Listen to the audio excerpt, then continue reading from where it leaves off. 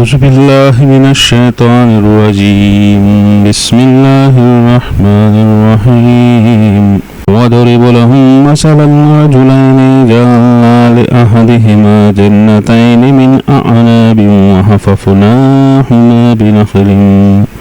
وجعلنا بينهما زرعا.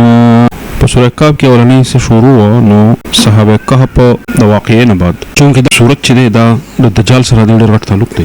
دجال د فتنې نه ټولو پیغمبرانو پناه غوښتې وه. دا ډېره انتهایي خطرناکه فتنه ده او د دې د ټولو نه غټ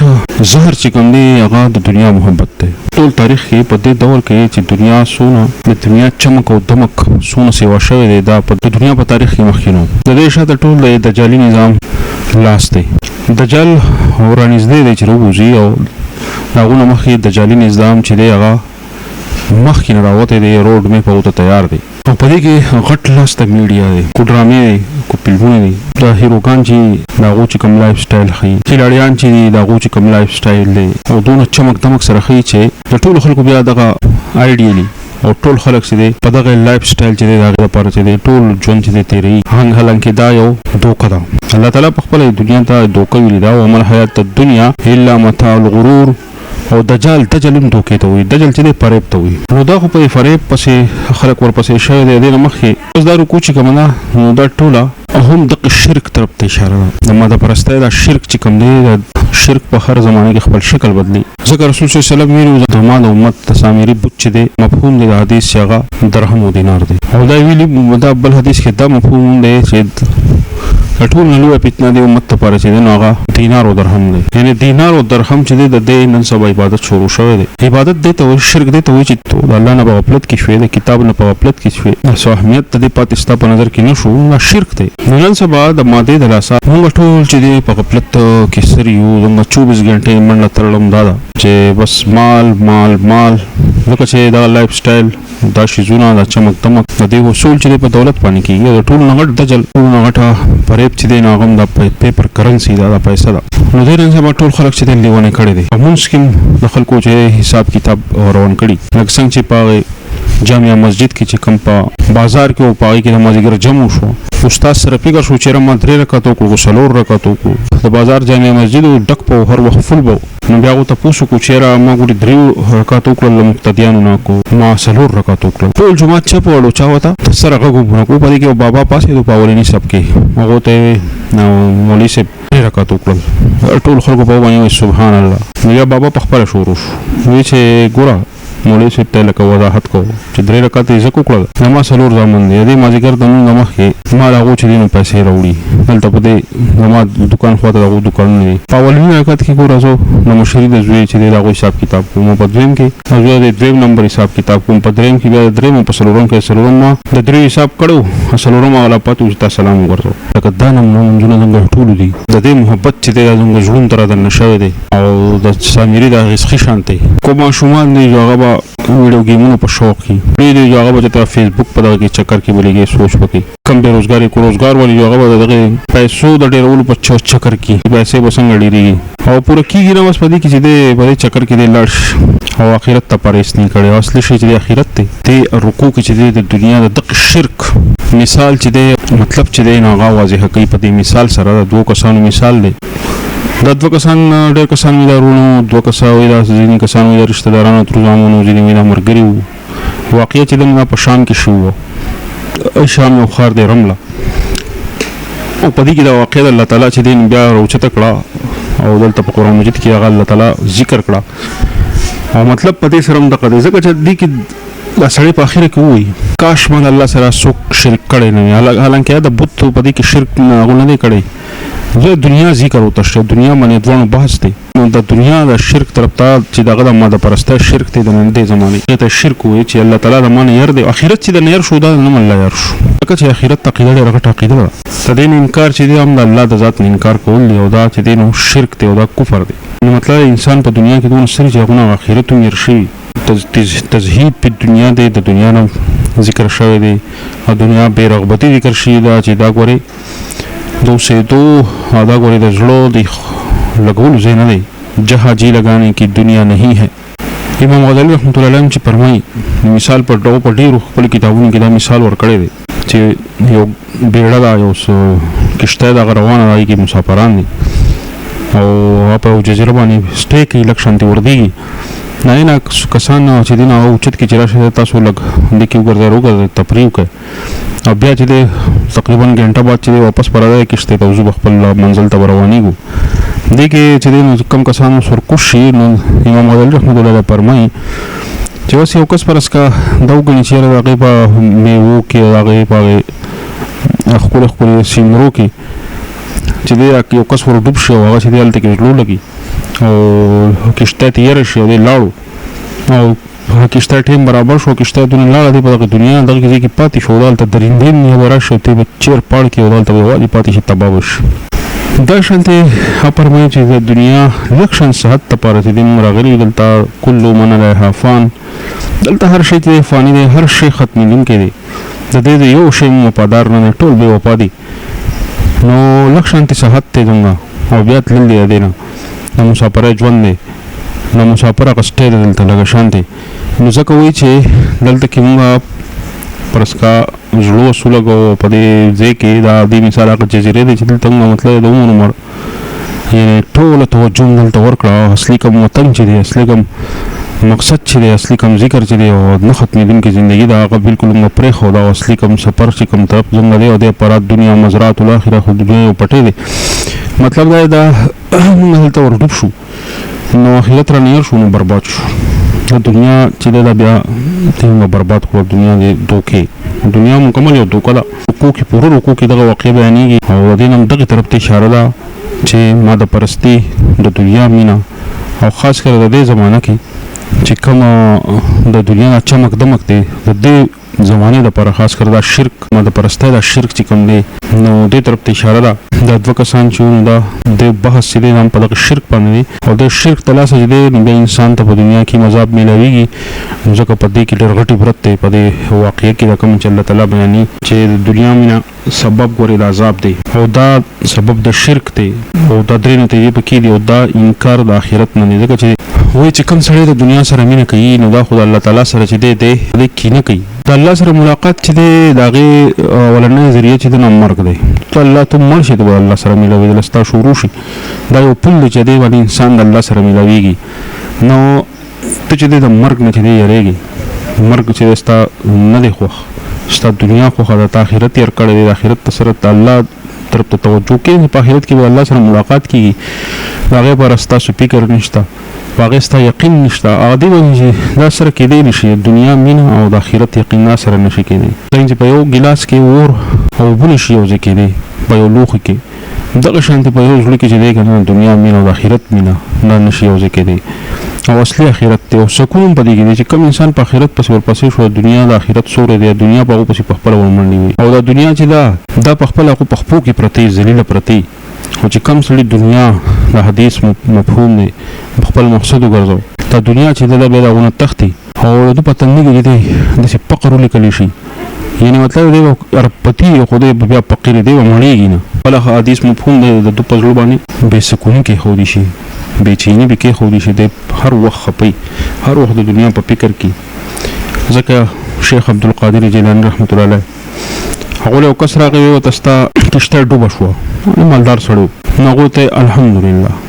بیا لږ ساعت یو سړی راغی هغو ته چې هغه خبره غلطه وه کشته بچ شوه بیا وویل الحمدلله بیا دې تپوس وکړو چې دا څنګه تا دوه ځله دواړه پارې ته الحمدلله وویل هغوی ما چې تا ول د کشتۍ دغه وکړو ما خپل زړه ته وکتل نو ما په زړه کې په دې خفګان نه و نو ما په زړه په حالات باندې الحمدلله وویل په بل ځل باندې چې تا ووایي چې کشتۍ بچ شوه نو بیا ما د زړه حالات ته وکتل چې زړه مې په خوشحاله خو نه دی نو زړه مې ټیک و نار بنو نو ما ځکه الحمدلله ووایي زما د پرستی شرک د دنیا د محبت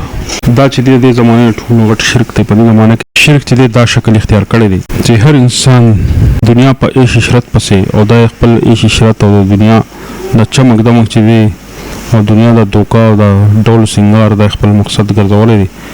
او بس په دې پسې لګیا دي د یو بل نه مخکې کېدل کوي د یو بل نه کوشش کوي دې پسې الله تعالی یار کړی دی دې پسې آخرت یار کړی کم سړی چې د په مال او دولت کې ډېرې ګواقه مقلي نو هم د هغوی عزت ښه نومونه باندې خلک یادوي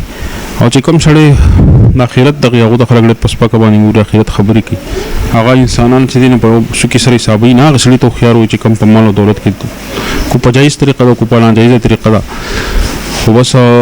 نو سره خلک مقابله کوي خپل آیډیل ګرځي او هغه چې دی نو دا غوي عزت دی دا په دې باندې چې هر انسان په نظر کې نن سبا مال او دولت چې دی د ټول نه ټاپ شي دی او دا غینی لوا آخرت او دا غینی لوا د الله رضا او دین دا چې دی دا سره حیثیت لري نوذ بالله نو په دې وجه باندې دا یو ډېر غټ شرک چې دی نو د زمانه چې دی نو ماده پرستی دا ډېر خبرې پدې کې دي شي په درې طریقو سره چې دی د دې زینو وسب تزهید په دنیا چې دی په درې طریقو سره واضح کوي اوله طریقه دا چې کوم انسان د دنیا په محبت کې ورډوب شو نه سبب د شرک جوړیږي سبب چې د آخرت نه انکار جوړیږي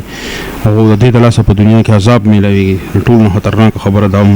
ځکه دې پر دا واقعي ذکر شو چې دین غوري برت والا ډېر غټه واقعي ده وضرب لهم او بیان کدوی ته مثلا مثال رجلین دغه دوه تنو د دوه کسانو دوه سړو داغو یو مثال وته بیان کا جعلنا چې ورکړی دی مونږه لاحدهما پدې کې او تنتا جنتین دو باغونه مینا بین دانګرو وحففناهما او چا پیر کړی دی د دغه دوه باغونه مونږه بنخلن کجوره وجعلنا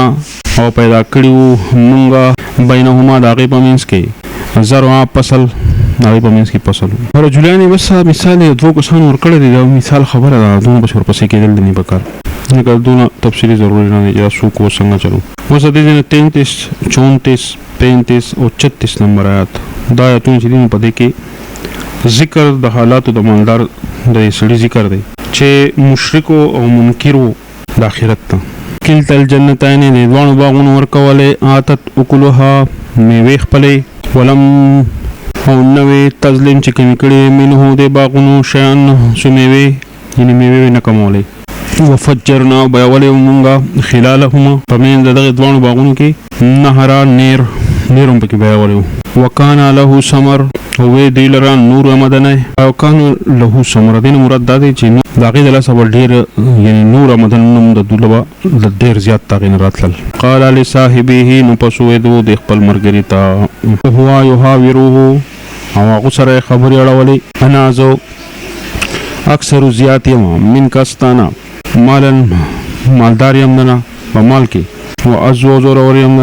نه پر پډاله کې کسان می نوم ډیر دي بچي مم ډیر دي او مال می نوم ډیر دي ودخل جنته هو ورنو تلو دی باغتا او هو ظالم لنفسه او حال دا دی چې ظلم کوونکی او په خپل ځان باندې قال نو وی ما ظن زګمان نکم ان تبیدا چې هلاک پشي هذه دا زمانه نعمتونه ابدن همیشه دا به چرته لکشي هلاکی دی نشي وما ظن او ګمان نکوم ساعت په قیامت باندې قائم چې قیامت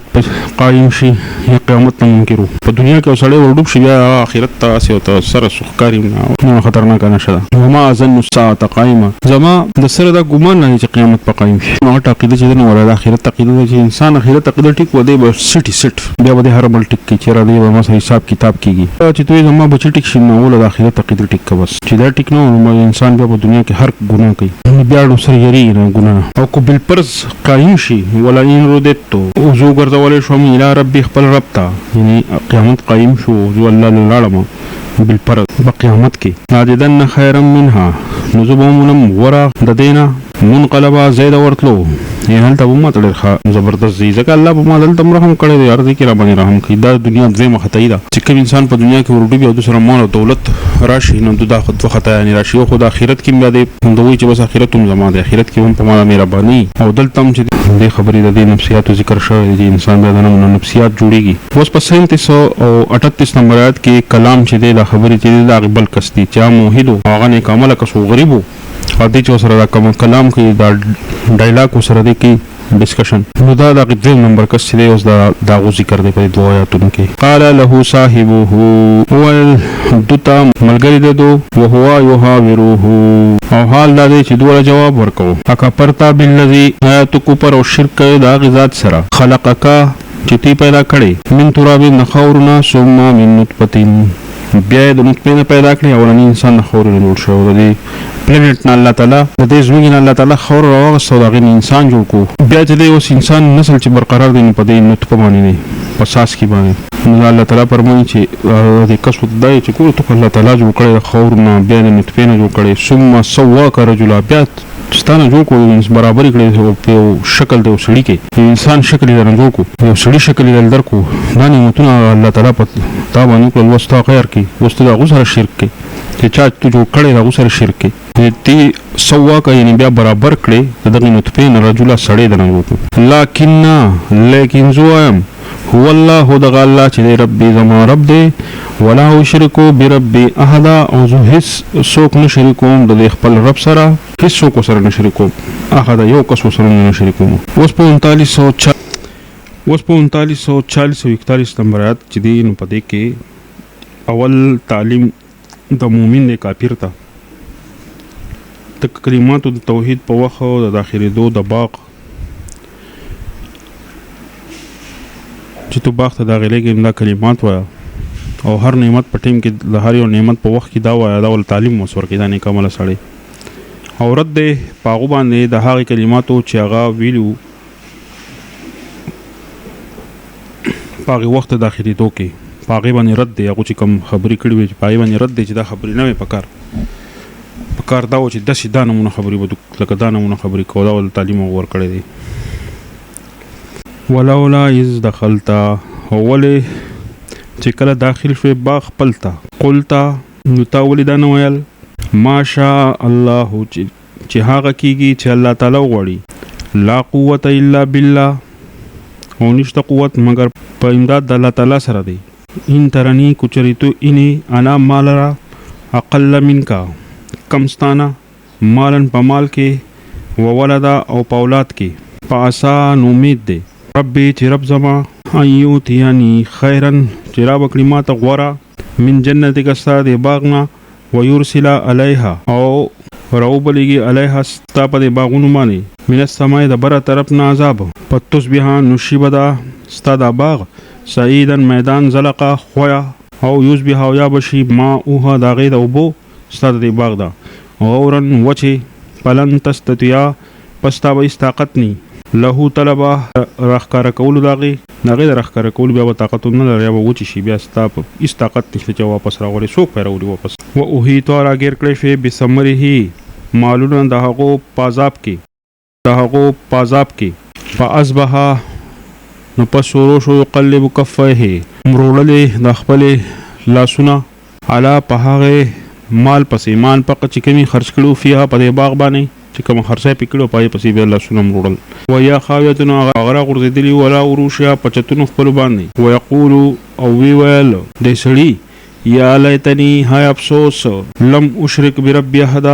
چې هیڅوک مې شریک کړي ګرځولې د خپل رب سره یعنی دوی شرک چې کوو نو سو شرک کوو دغه د دنیا د شرک او د آخرت انکار ورډوب شو په غفلت کې پارټینګ کو ته بیا احساس وشو چې افسوس ته خو ما ډېر خطرناک شرک کې زوخته شوم نه سبب د عذاب ماشاءالله لا قوت الا بالله دا د هر نعمت په وخت کې چې انسان وي نو نعمت ته چې دی هغه د نظر کېږي نه چې نعمت انسان ویلي ماشاءالله لا قوت الا بالله ویل پکاري کوم نعمتونه هغې ته نقصان رسي د هغې په باره کې ډېر ویل پکاري نظر ډېر خطرناک شی دی نظر نه بچ کېدو لپاره بهترینه طریقه هم دا ده بسم الله ماشاءالله لا قوت الا بالله دا د توحید دی په دې جملو کې لکه ټول توحید نه ډک دي په دې کې ډېر بچاو دی او دا ډېر تحفظ کلمات دي حسبان چې دی دا کانو باران ته مو هواسي تیز او طوفان او باران ته مو هدا الله یعنی ولی او دا قریب کس نو او چې ستا په دا باندې چې دی نو الله تعالی په سیلار راولي نو الله تعالی دا خبره پوره کړه او پای باندې سیلار الله دا اعتماد د الله تعالی په ذات باندې الله تعالی چې دی هغه اعتماد دا غوځای نه کو دا غي مطابق چې دی اجابت راغی او دغه شانتي چلو شو په صحیح حدیث کې دا ذکر هم دی رب شاس اغبر الواقسم علی الله لا برا چې ډېر کرتی ببرسړي سړي به او هغه به په سکار باندې قسم خوري نو الله تعالی به دغه قسم پوره کړي او دم په مثال د دوام نه چې د سړیو ته لګدي او دوا غوښتي او قبول شو بل په حدیث کې دا مفهوم دی چې ګوره الله تعالی چې کوم مرګري دی دغه سره دغه بیزتی شروع کړه نو الله تعالی هغه څنګه شروع کړ نو الله سره د جنگ ته تیار شي چې الله تعالی کوم مرګري دغه الله تعالی خبره چې الله تعالی ذات مبارک وي کې الله تعالی غو پوره کوي دې سړیو ته مخ کې ویل ته باغ چې دی الله تعالی ګوره خراب کی ټول په آخرت کې کارونه کې دا ګډي وړي دا خبرې کې نه قشانتي چلو شو ځکه نیک صالحه نیک عمل خلک چې دا او سره چیر چاړو نه پکار ځکه دا خبره باندې الله تعالی ذات په باره کې چې کوم خبرې کوي په عمل پکاري هغه سره چیر چاړ نه کول پکار توحید په باره کې خاص کر د هغه ثبوت په دې آیات کې راغی نو په 32 نمبر آیات کې چې دینو په دې کې سو په دې کې د عذاب د دنیا ذکر شو چې عذاب د دنیا په دې انسان باندې راځي او بیا هغه افسوس کوي حسرت کوي دوه ورغوي په بل پسې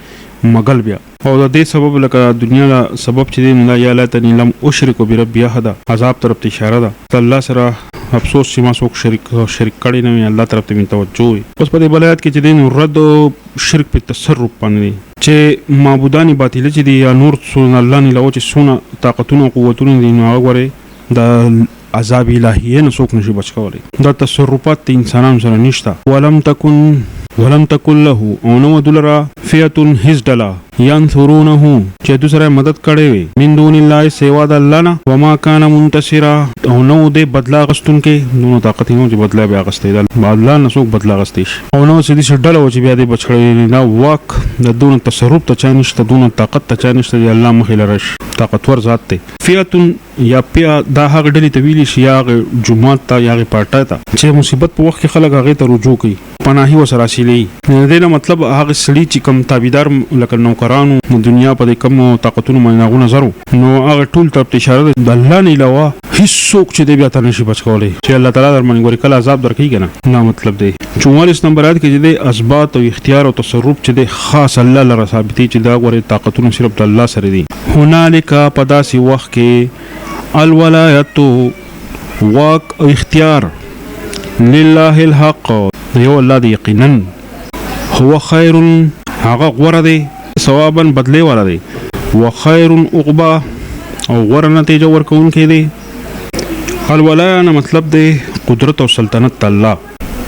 او چې دا مخلوق په صفت کې راشي ولایت نو بیا قدرت ته وایي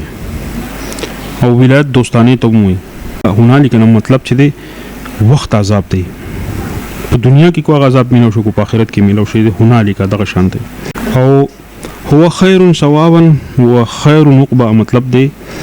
یعنی کوم اعمال چې د الله تعالی د پاره دی په اخلاص سره دغه ثواب او د عاقبت خیستا او غوروي او لفظ د خیر دلته تفصیلی نه دی بلکې صفت دی یعنی نسبت پدې کې بل ته مقصد نه دی حدیث را دا واقعي ختم شو وسیدي الله تعالی په دویمه طریقه باندې تزهید په دنیا خې د دنیا په محبت باندې چې الله تعالی رد کوي او د بدواله او د بے رغبتی خي چې دا ګورې فانی دنیا دا او حقیر دنیا دا په دې باندې غرور شتونه کوي بالکل بنه پکار دا د پناه د عقارت زیاده نو په مثال سره مونږ الله تعالی دا خبره خي او دا مثال چې په سورې یونس کې چې دی هم داسې یو مثال لاغلی دی 24 نمبر آیات دی حاصل دا دی لکه باران سره چې غنو مختلفه بوټي روخیږي او بیا په سو وخت وروسته هغه وچ شي او زره زره شي او په واګانو سره والوزي او تش میدان پاتې شي لکه دا دنیا چې د دام د وبو په شان ده اول دا چې وبو لکه پځې نه ټینګي او دوی مدا همیشه په یو حالت کې نه پاتې کیږي د وبو او درې مدا چې څوک په وبو کې ور داخل شونه د لمدېدون بغیر نه پاتې کیږي کله لازمي دا سوال نه پیدا کیږي او سړی وبو ته ورکو شو دی لون نشي او سلورم دا چې وبو برابر نو تل پیدا درکې خو چې د حد نه تیر شنو ورې توي ور کوي دا ټول حالتونه صفاتونه د دنیا هم دي د قشانتي دنیا دا ټول صفاتونه دنیا دي چې دنیا هم د قشانتي دا نه یوځي ساريږي دا بل دا چې دا بدليږي را بدليږي د دنیا بل چې څوک په دنیا کې ور داخل شو کنه هغه د پیتنونو د سره بچ کې دی نشي لکه څنګه چې په وبو کې تو ور داخل شو لکه د لم دې نه بچ کېږي او بل دا چې دنیاداری چې د حد نه چې زیات شي کنه نو هغه د قشانتي د وبو شانتي ګوره سبب د تباہی جوړيږي سړی په کې قرکیږي تباہ کیږي او مختلف بوټي اشاره ده چې دنیا مختلف قسم مالونه دي څنګه چې بوټي وچ شي وال وزي نو دارنګي د دنیا د مالونه ختم شي پناشي وضرب لهم بیان کوي دوی ته مثلا الحیات الدنیا مثال د ژوند دنیا کماین پشان د هغه بودي انزلناه چې راوروي موږ من السماء دبرنا پختلتا یعنی پس ګن روخیږي به په دې وو سره نبات لرو د بوټي د دې ځمکه پاس به نو پس شبا خشیمن زره زره دا بوټي بیا زره زره تزرو او وایل وزي رياح یعنی دا ریح د هوا هواګانی والوزي او وایل وزي حقیل را هواګانی وکان الله دې الله تعالی علی کل شیء مقتدر په هر شي باندې قدرت لرونکي مقتدره، یعنی په دې کې مبالغه ده په قدرت سره. په 45 نمبر آیات کې په دې کې د دنیا دوه اجزا ذکر کړي چې هغه سبب خلق په غرور کې چې دین مبتلا کیږي. دې آیت دغه عنوان دی المال مالونه والبنون زامن زینت الحیات الدنیا. دا ډول د دې ژوند د دنیا دی، دا زینت تکي مخکیم راغلو لنبلوکم ایکم احسن عملا، پای کې زینت الحیات الدنیا راغلو. دریم نمبر الله تعالی چې کله الله رسول صلی الله علیه وسلم تعلیم ورکړي نو پای کې او ته بیا فرمایي په 28 نمبر آیات کې تريد زینت الحیات الدنیا چې د دنیا طرف ته سره توجه کوم ګور او تم. اوس دریم نمبر بیا دا ټکی راغی زینت ټکی چې دی کنه ماده پرستی دا او ماده پرستی دوه شیونه دي، مال په ټولو دنیا لګیدلی دا. هغه عالمان چې په شرک باندې هر وخرتونه کوي هغه تقریبا لغې باندې هر څوک پوه دی. اوس اصلي شرک چې پدې کې دا موږ ټول عالمان او ټول به شرک لغیو. رسول صلی الله علیه وسلم څنګه فرمایلو چې دا پټ دا شرک دي روان دي لکه د میږي شانته په دې امت کې او د شرک نه پناه وختنو دا اوس د دې اندازو چې د عالمان په کې پدې کې ټر علم او هر تقریبا الا ماشاءالله تقریبا ټول چې د په جګړه کې راغلي جکړه کې راغلي ناغه د دنیا د محبت او د دنیا د مینا د دنیا د چمک دمک نو دا زینت الحیات الدنیا چې د دام دغه ماده پرستی دا په دې کې بیا ټاپ شي چې د مال دی. المال په مال پسې ټول خلک لګېدل دي په دې زمانه کې. مال چې دی کنه د رسول صلی الله علیه وسلم د وینا مطابق دا سامری هغه سخی دی، د دې امت سخی چې د رسول صلی الله علیه وسلم دی ته ویل دی المال دا ډېر خطرناک شی دی. د دنیا د مال مینه چې نن سبا د ټول نه ټاپ شرک اختیار کړی دی، ټاپ د زړونو چې د ټولو توجه دې طرف ته ده، توجه مرکزونه مال دی په دې زمانه کې. ځکه وایي چې دا ګورې د دې دنیا د ماده پرستی د ټول نه ټاپ شی مال دی. والبنون او زامن ځکه چې دې سره قوتي او زوري دې سره ظلم پیدا کیږي، مال سره تکبر پیدا کیږي او دې سره انسان کې چې دې ظلم ډېر پیدا کیږي چې کله دوسرا بنون لکه د زامن ډېری خاندان ډېری د دوه ته الله تعالی زینت ویلې د دنیا. الله تعالی وایي دا شیزونه نه دي. اصلي شی چې دی اصلي کرنسي چې دی نو هغه څه دی اعمال صالح چې دی صورت چې دی هغه مین مرکز دی ټول خبره دا غینه چاپیریږي په دې شیزونه غوړي بچ کېږي نه. دا په دنیا کې خو دا کرنسي دی چلیږي دا چې کم شي دی پکاري د دنیا کرنسي مال دی تو سه امریکای ته دی بس پیسو خو کرنسي خو لاړ بشه سودل داخله کم شي دی پکاري دا کرنسي دا مال خو وا بخلي خو وریا مرګ نه غاړه چې کم کرنسي چلیږي نو هغه یو کرنسي دا مال بیان چلیږي بل کرنسي دا هغه دی. والباقیات الصالحات بقا چې دا دله بقا دا به په آخرت کې په کار راځي، په قبر کې به په کار راځي. هغه نیک کارون لدا نیک عمل لدا ها نیک عمل. والباقیات الصالحات دا باقی پاتې کېدونکي شیونه خدا دي چې مړ شي یوازې به د دنیا نه سره مال زی مال بدن پاتې جب بدل را تشکی او ورسته به جګړې جوړ شي. زامن مې په بل کې په جګړه شي اکثر پلار لا په تخته پروت جګړو په بل سر نوم خلي نه خزه چې دا غبري مال پسې رواني بچي به هم په مال پسې روانه هغه غو ته پاتې شو. عبرت نه لږ دا دغه بابا چې دا اوس چې په مرګ مخې جګړه کوله هغه تی لاړو به پایو سره وکړه نه زنګم پاتې کېدی چې هم څومره ګارانټي خو نشته او بچي چې دی بچي خو نه پاتې شول او به قبر ته ویسي بس ختم.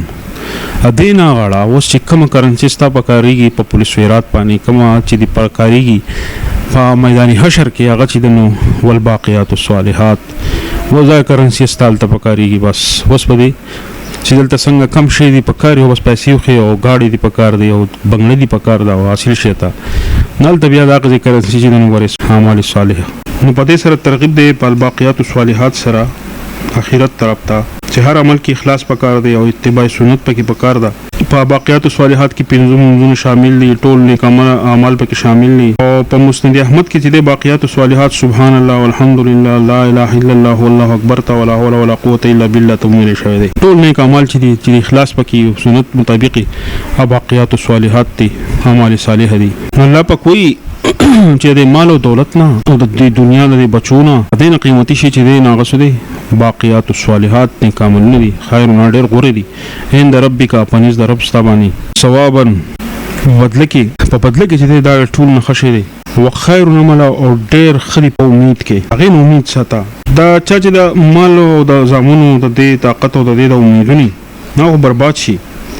او چې کوم باقیات الصالحات ولی نو دا غو امیدونه چې دینه بار راوړي یعنی مطلب دا دی هغه پکار راځي. دا خیر عمل چې دی بار راونکي عمل لکه چې کمینا بار ملاویږي دا مطلب دی. اوس ګوره دا 37 38 او 39 نمبر آیات د درې اتونه چې دی په دې کې تخفیف او خوروي دی او دا درې طریقه اوس د دې شروع شوخه. تزهید په دنیا درې طریقه ده چې د دنیا د غرور او د محبت او سبب د عذاب او خوروي دی. چې دنیا چې دا ګوره د لاسه غرور په انسان کې پیدا کیږي او د دې سره چې مینه کې کنه د دې سره ګوره د آخرت عذاب انسان ته ملاويږي او بیا انسان افسوس کوي ډېر سخت. او په دې کې د قیامت یو لس احوال الله تعالی ذکر کوي. په اول آیات کې د قیامت څلور احوال ذکر کوي. په دویم کې چې د قیامت دوه احوال ذکر کوي یعنی رب ته پیش کېدل دي په سپون کې ودرېدل دي او دوباره چې بیا ژوند دی لکه څنګه چې په اول کې پیدا شوی قشان دی بیا یعنی بے ماله به الله تعالی ته ولاړې بے پیزاره به ته ولاړې بے جامو به ته ولاړې. او بیا په درې آیات کې چې دی بیا دغه کې قیامت 15 حالتونه دي نو دا شانتي اول حالتونه اوس په درې وانه کې ذکر کوي چې تزهید په دنیا نه بے رغبتی چې دا په آخرت کې انسان ډېر رسوا ولاړې دی الله سره. په دې کې هغه نقشه چې ته توسل الله تعالی خي و یوم پکم ورځ باندې نو سیر الجبال چې روان بکړو دا غرونه وتر لرو دا او تو بینې د ازمکا بارزا ډاګه وحشرناهم او راجم بکړو حشر بو کو د دوی فلم نغادر منهم پس پر بنقدو منهم د دوی نه احدن هیڅوک پتی پر ټول حشر بو کو ټول براغون کو. وز د اخرت ذکر الله تعالی کوي تزهید په دنیا کې چې دنیا ولا سبي انجام یلتخه وریدو او پیش بکړي شي علی ربک رب ستاتا انستا رب مخ ته ودا پیش کړي شي سپن پسپونو کې او وبویل شي وتا لقد جئتمونا یقینا راغله مولا کما څنګه چې خلقناکم تونګه پیدا کړی وي اول مره پاول ځلبانی توس موږ راغله او څنګه چې تاسو پیدا کړی شوې پاول ځلبانی یعنی پاول ځل څنګه پیدا شوی ګورستا لګړ پیدا شوی نه دی کمیسو نه دی پیزارو د قشانتي اوس چې دین عثمان ته ولاړې بل زعمتم بلکې ګمان استاسو الن چې چری بهم نجعل لكم چې نب مقرر کیږي ستاسو لپاره لکم ستاسو لپاره موعده سو نیټه لکه ستاسو خدا خیال زنده پر سره سو نیټه یا سو ملاقات یا سنشتا دا اوس ټول اخرت نقشه ده الله تعالی ته چې مخ کیږي دنیا والا دنیا مين چې کم خلق ډکی دا غو په باره کې اوس دا ذکر روان دي نو اوس په بلایات کې دغه حالات ذکر کیږي. و دی الکتاب او کې به خودل شي کتاب نامل نامو پترل مجرمین نو تبوینه دا مجرمانو لرا مشفقین یریږي با مما فيه په دغه ملامي کې دا سوینی کنه مدینه ویریږي ويقولون وای بیا ویلتنا هي افسوس مال هذا الكتاب مال هذا دا څنګه ملامه دا لا یغادر چې نه د پرې خو د شوي صغیرتن پدې کې وړو کې ولا کبیرتن نه کلوي الا احصاها مگر ټول به شمارل شوی دي ټول راګر کړی دي. نن سبا هر سړي سره کیمرا دا چې سوی او خلک ریکارډ کوي او اکثر ول فیسبوک ته ورخیږي او دغه ځان خبروم نه اکثر ډاکوان او د غلو چې دا اوس په دې باندې راټینګي بس کار کوي او بر نه کیمرو ته لګیدلی او هغه سوري کټ کی بیا سره سویل نشي بس دا تو خو دا تی او یا دا خو زیمه دغه شانتي او کیمرا الله تعالی لګولې دا یعنی ګور چې په کم ځای کې لګیدلی دا هغه طرف ته اوس دینه غټ ثبوت خو دا دی کنه چې انسان به دون سخریان شي خدای پاک دا خو پتی کې هر شی راګر شوی هغه چې ما سوکړی دي نو ټول هغه د ماري کټ شي دي د یو ریکارډینګ اوس روان دی په دې زمانه کې خلک په دې آیات باندې غوړي خپويږي چې ریکارډینګ روان دی ډېر غټ د خبروم ریکارډینګ روان دی او دا سور کتون چې کو د دې ریکارډینګ روان دی نو ځکه وایي او وجدو مومنه ما عملو کما عملونه چې دې کړي حاضرن حاضر منامخ عملونه به ټول منامخ کاری دې ریکارډینګ مت رواني چې سوري کړي ټول وته ولاړي چا پسې د غیبت کړي دي او پټ سری کم کارونه کړی دي خو بس پتا پس یو کیمرا لګیدلی او ریکارډینګ در پسې لګیدلې الله تعالی پرمې دا ډېر غټ تیاری آیات دي چې ستا هر شی ریکارډ کیږي لکه ځان اوس په دې ټیم کې کیمرې کې آنک دیکھ رہی ہے ګوره هر گاڑی والا او هر انسان چې نن سبا یریږي چې سره چاره ته کیمرا نه نیولې چاره ته سو شی نه نیولې خبرې مې ریکارډ نه کړه شانته الله تعالی ګوره وی چې ګوره ستا ریکارډینګ روان دی ټیک تا نو باغ ټیم کې انسان چې دا خی چې ګوره هر شی په الله تعالی خو چې دا ګورستامان دی ګوروته ووجدوا ما عملوا حاضر دی صورت چې دی او داو چې نو هغه سودا عمل صالح عمل نو ګوره د عمل په باره کې ته استعمال ګوره ریکارډ کیږي نو عمل چې دی نو عمل چې دی ټکی نو بیا پارټینګ مطمئن کو نه څنګه چې مجرم ته پدې نه غنه پیدا کې و تراټینګ کې او بس اکثر په فیسبوک باندې په دا باندې او بیا وتا غونی چې هغه تا کارونه کړی دستا د کیمرې چې دین خو بیا کیمرې د ټول حالا والله کړی به انسان سوالاتي هیڅ یان شي ویل الله تعالی وی ولا یظلم او الله تعالی ظلم نه کوي ربک ربستا احد په هیڅ باندې الله تعالی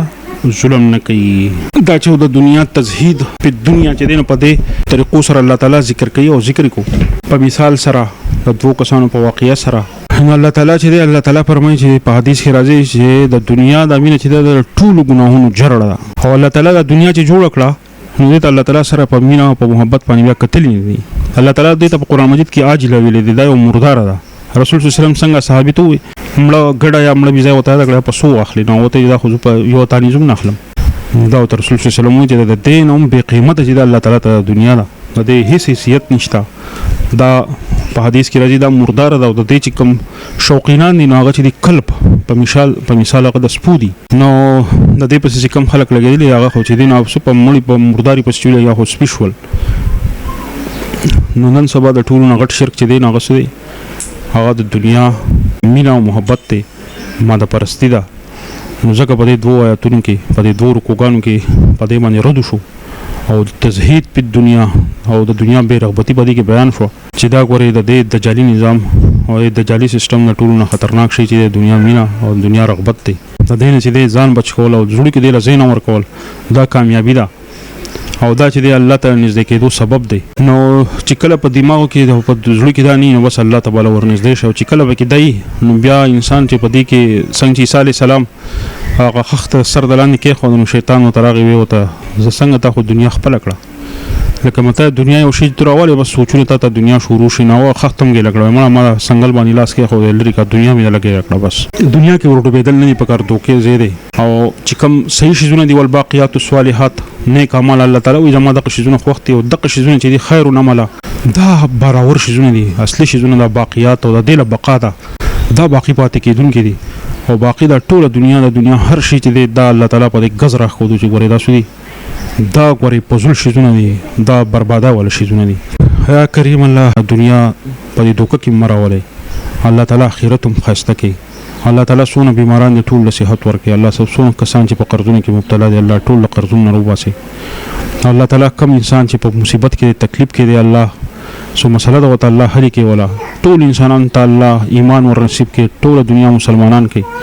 او ټول الله جنتیان کې خدا پاک د اخر دنیا د عذابونو هم پامان کې او دنیا او آخرت تر سوایان هم پامان کې او په دې قران مجید الله دې سره مینه او محبت پیدا کې په دې تعامل کول چې دین الله هغه ته آسان کې او الله نیک عمل ورته نصیب کې د بد عمل هم پامان کې وصلی الله علی نبی الکریم ربنا تقبل منا انک انت السمیع العلیم